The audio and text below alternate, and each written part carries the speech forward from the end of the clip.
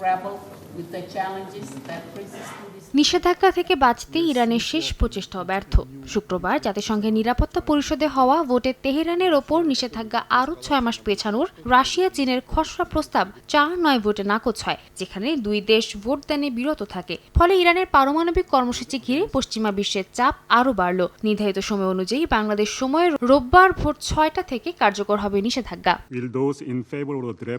France, Germany ও যুক্তরাজ্যের অভিযোগ 2015 সালের যে চুক্তির মাধ্যমে ইরানকে পারমাণবিক অস্ত্র নির্মাণ থেকে বিরত রাখার চেষ্টা হয়েছিল তা লঙ্ঘন করেছে তেহরান। ফরাসি প্রতিনিধি জেরোম বোনাফো পরিষদে বলেন, ইরান কোনো গুরুতর পদক্ষেপ নেয়নি যা নিষেধাজ্ঞা স্থগিতের যৌক্তিকতা প্রমাণ করতে পারে। তবে তিনি স্বীকার করেন, কূটনীতি চালিয়ে যাওয়া উচিত এবং নিষেধাজ্ঞা পুনর্বহাল মানেই আলোচনার পথ চূড়ান্তভাবে বন্ধ নয়। Iran's nuclear escalation, as detailed in over 60 IAEA reports over the past 6 years, is a threat to international peace and security.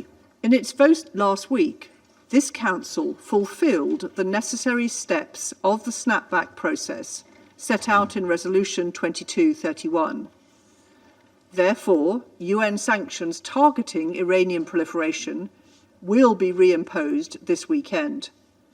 All member states are obliged to comply fully with these sanctions. ডেন্টিস্টের পরামর্শ নাও নতুন Colgate active salt. অন্যদিকে রাশিয়ার উপজাতিসংঘ দূত Dmitry Polyanskiy দাবি করেন, ইউরোপীয়দের সন্তুষ্ট করতে ইরান সর্বোচ্চ চেষ্টা করেছে, কিন্তু পশ্চিমা শক্তিগুলোর সমঝোতায় রাজি হয়নি।